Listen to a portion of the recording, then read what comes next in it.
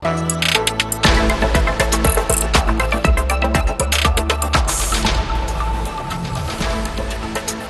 et messieurs, bonjour. Transition numérique, c'est le sujet de Focus économique. La première édition du Congrès national du cloud computing s'est tenue sous le thème Assurer une migration sécurisée vers le cloud computing. Objectif de ce congrès, sensibiliser à l'importance de cette transition, identifier les opportunités et défis que présente le cloud et explorer les dernières innovations et évolutions dans le cloud. Rappelons que le cloud fait partie des catalyseurs de la stratégie Maroc Digital 2030, un must-have notamment pour s'attaquer à la cybersécurité, un des paliers importants de cette transition numérique. Et pour en parler justement ce soir avec nous, Monsieur Nasser Ktani, vous êtes cofondateur de Hidden Clouders et Akan Crowdfunding. Bonjour. Bonjour. Merci d'avoir accepté notre invitation. Très ravi. Alors, migration vers le cloud, quels enjeux? C'est un petit peu le sujet en tout cas d'aujourd'hui. On va commencer par un petit peu de pédagogie. Expliquez-nous, quand on parle en fait de cloud computing, de quoi il s'agit exactement? Merci pour l'invitation. Alors, le cloud computing a une définition très précise au niveau des instances internationales, de l'ISO, de l'ITU, qui ont posé une définition très concrète. Le cloud computing, c'est un modèle de livraison de services informatiques. C'est un modèle qui repose sur un certain nombre de piliers. Le fait qu'on puisse consommer ces services à la demande, de manière mesurée, à travers un réseau, à la demande, je le disais bien, et donc et de manière mutualisée. Alors qu'est-ce que ça veut dire? De manière très concrète, ça veut dire que je veux accéder à un service de calcul, un service de messagerie, un service de stockage, un service de gestion de ressources humaines, un service technologique, quel qu'il soit. Donc ça peut être utilisé dans tous les domaines un petit peu? De tous les domaines, absolument. Je pense qu'on va revenir là-dessus. Je peux y accéder à travers un réseau, sur une infrastructure mutualisée, de manière à la demande, en self-service, c'est-à-dire que je me sers, je n'ai pas besoin de parler avec quelqu'un, je me sers tout seul, etc. La réalité, c'est qu'aujourd'hui, deux choses très importantes, ou trois, c'est une industrie qui représente déjà $1 trilliard, 1000 milliards de dollars de PIB, ce qui est énorme. C'est une industrie qui a touché l'ensemble des secteurs économiques dans le monde entier, mais il n'y a pas un domaine qui a échappé au cloud. Si vous prenez votre téléphone aujourd'hui, vous êtes déjà dans le cloud. La majorité de vos services, quand vous activez votre téléphone, vous êtes déjà dans le cloud, vos photos, vos carnets d'adresses, vos emails, etc. Beaucoup d'entreprises l'utilisent, beaucoup d'entreprises critiques, moins critiques, on en parlera. Donc c'est quelque chose qui est vraiment dans notre réalité, très ancré dans notre économie mondiale, très installé, et pour lequel il y a une économie absolument incroyable. Donc le cloud ancré dans l'économie aujourd'hui mondiale et donc l'économie nationale, quels sont les enjeux et pourquoi aujourd'hui le cloud est devenu un must-have? Alors, le cloud, c'est pas nouveau. Hein. Le cloud date de la fin des années 90, début des années 2000. Mais il a pris une ampleur. Il a pris une ampleur très ces dernières importante. Années. Parce que c'est normal. Les investissements des opérateurs de cloud sont incroyables. On parle de centaines de milliards de dollars par an. Donc c'est énorme comme investissement qu'ils sont en train de faire. On voit des infrastructures se développer dans le monde entier. On a maîtrisé mieux la technologie. On fait plus de sécurité. On a des réseaux qui sont de très bonne qualité aujourd'hui dans le monde.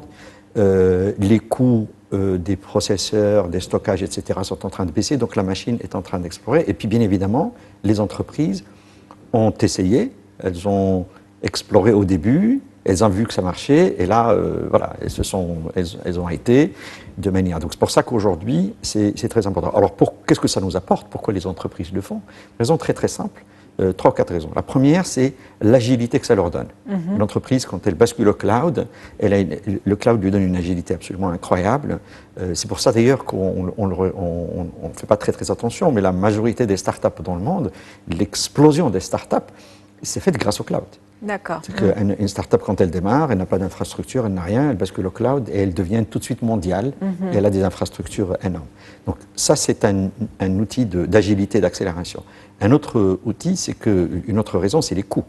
Et le coût du cloud de façon générale, parce qu'on paye à la consommation. C'est comme quand on allume l'électricité à la maison, vous ne payez pas une centrale électrique. Vous payez quand vous allumez la clim chez vous ou l'électricité. Tant que si c'est éteint, vous ne payez pas. Donc cette facilité de paiement, de consommation, etc., nous transforme dans un modèle qu'on appelle OPEX, opérationnel, versus un modèle CAPEX, où on a besoin de construire des infrastructures pour opérer. Une certaine flexibilité. Et puis le troisième, c'est l'innovation, parce que le cloud est un extraordinaire outil d'innovation, parce qu'il y a des innovations qui viennent du cloud, et puis les opérateurs qui innovent. Un exemple, on n'aurait pas pu avoir l'IA dont on parle aujourd'hui sans cloud. C'était impossible. L'IA, le cloud, c'est ce qui a accéléré aujourd'hui le fait qu'on ait de l'IA, tel que OpenAI et tous les autres qu'on voit sur le marché. Donc le cloud aujourd'hui, en tout cas, une nécessité. Absolument. C'est un must-have, comme on vient de le dire. Quelles sont les étapes d'une migration vers le cloud avant de parler des coûts? Alors, il y a plusieurs éléments. Quand on fait une migration vers le cloud, il faut comprendre qu'il y a plusieurs dimensions de cette migration. Très souvent, on ne focalise que sur la migration technologique. En réalité, il y a une migration technologique, mais il y a une migration de mindset, de changement de l'état d'esprit. On ne construit pas, on ne gère pas une entreprise ou une infrastructure technologique de la même manière si elle est dans le cloud ou pas dans le cloud. Ça fonctionne de manière très différente. Les personnes, et je pense qu'on va revenir dessus, les compétences ne sont pas les mêmes, parce que quand vous êtes dans le cloud, vous gérez des services. Quand vous n'êtes pas dans le cloud, vous installez des serveurs et vous faites du câblage. Est-ce qu'on peut encore continuer à travailler sans être intégré dans ce cloud? Je pense que c'est une nécessité, c'est quelque chose qui va venir. Je vais utiliser un mot, c'est une question de survie. Les gens qui ne basculent pas au cloud, ils vont résister pendant un moment donné et puis ils ne pourront pas être compétitifs sur le long terme. Ce n'est pas possible. Parce qu'ils ont en concurrence en phase 2 des gens qui sont dans le cloud, plus agiles, qui paient moins cher, qui innovent plus vite. Donc on peut résister, voilà, et puis à un moment donné, on va y aller. On n'a tout simplement pas le choix. Alors ça ne veut pas dire qu'il faut le faire n'importe comment, on va venir, mais c'est une nécessité, c'est une survie. Donc je disais tout à l'heure, il y a un changement, il y a une pratique technologique, il y a une transformation humaine, juridique. Nos processus achats ne fonctionnent plus, parce que quand vous achetez un verre, c'est pas comme la possibilité. Acheter le fait de consommer ce qu'il y a dedans, ça ne fonctionne pas de la même manière. Donc il y a une logique culturelle au sein de l'entreprise, peut-être même au sein de notre administration, qui doit raisonner de manière différente. Donc en termes de coûts, vous l'avez dit, les coûts sont réduits quand on utilise le cloud. Comment on peut optimiser justement ces coûts et puis les investissements Alors, de façon générale, quand on migre vers le cloud, alors la migration a un coût. Il ne faut pas se tromper. Migrer vers le cloud a un coût, et un coût qui peut être important. Mais une fois qu'on est dans le cloud, nos coûts baissent par rapport à utiliser une infrastructure à la demande.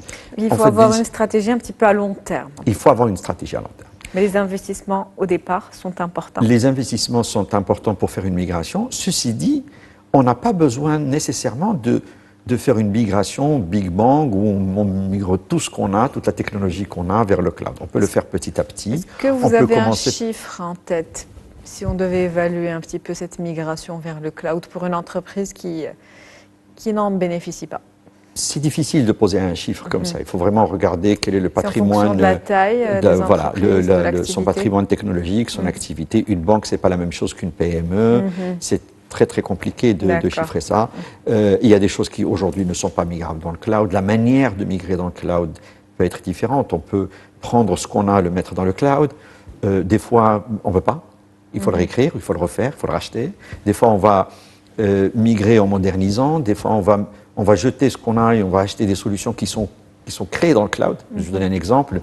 Vous pouvez avoir développé votre outil de gestion de ressources humaines et ça fonctionne chez vous. Et puis basculer sur le cloud, c'est peut-être l'opportunité de le jeter et d'acheter une solution de ressources humaines qui est déjà dans le cloud opérationnel et vous payez un abonnement mensuel.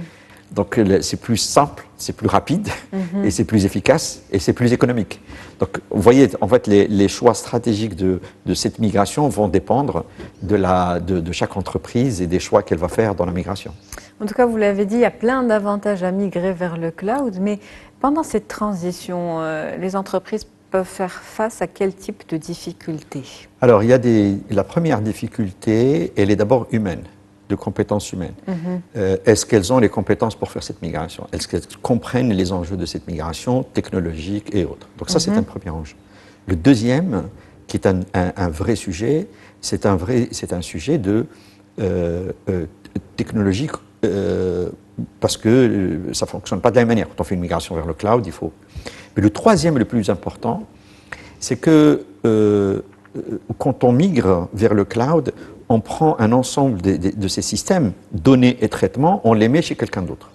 Justement, la sécurité peut-être, c'est ce qui pose problème. Alors bien évidemment, la sécurité est importante, mais c'est plus que la sécurité, c'est un enjeu beaucoup plus important. Parce que vous introduisez quelqu'un dans votre chaîne qui est un étranger, pas au sens de nationalité, c'est quelqu'un qui n'était pas chez vous, qui aujourd'hui devient dans votre chaîne de production, et donc il y a des responsabilités partagées, dans certains cas, de sécurité, de protection des données, etc. Donc, la majorité des opérateurs de cloud, heureusement, ils ont un niveau de sécurité qui est très supérieur. Je vais donner un exemple, Madame la Ministre l'a utilisé, je vais l'utiliser parce que je pense que c'est très parlant pour notre audience.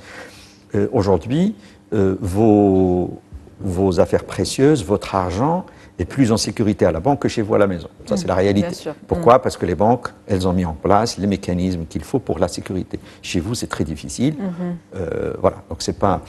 Et d'ailleurs, pour un voleur, c'est beaucoup plus simple de venir à la maison que d'aller piller une banque. Donc là, le cloud, c'est la même chose. Les grands opérateurs de cloud aujourd'hui, les opérateurs de cloud qui sont sérieux, ils ont mis en place des mécanismes qui rendent la vie beaucoup plus difficile à un voleur de rentrer que quand on est tout seul. Donc la sécurité, elle est améliorée en général. Il faut s'assurer de la fiabilité aussi des partenaires. Mais ça ne suffit pas. Il y a des questions du genre, qu'est-ce que tu fais de mes données? Je les mets chez toi, mais est-ce que tu les utilises? Qu'est-ce que prévoit le contrat? Est-ce que toi aussi tu as accès? Est-ce que tu les revends? Comment tu me les protèges? Est-ce que le pays dans lequel je les ai mis, s'il y a transfert de données à l'étranger, est-ce que le pays qui va recevoir ces données a une réglementation qui protège les données, etc. Est-ce qu'il peut y avoir accès? Donc il y a des nouveaux enjeux qui vont être posés et sur lesquels il faut faire très attention. Ça veut dire quoi? Ça veut dire qu'on ne peut pas tout migrer dans le cloud, en tout cas pas tout dans un cloud étranger. D'accord? Donc il y a des choses à faire et très souvent nos équipes ne sont pas nécessairement formées, ne comprennent pas ces enjeux. Ils peuvent faire ça très à la va-vite ou dire je n'y vais pas, et donc il faut prendre son temps et prendre en considération un certain nombre d'éléments. Merci à vous, Monsieur Nasser Ktani. Je rappelle que vous êtes cofondateur de Hidden Clouders et Akan Crowdfunding. C'était un plaisir de vous avoir avec nous. Merci beaucoup, très ravi. C'est la fin de Focus économique pour aujourd'hui. On se retrouve demain avec un nouvel invité. Très bonne journée. Merci pour votre fidélité.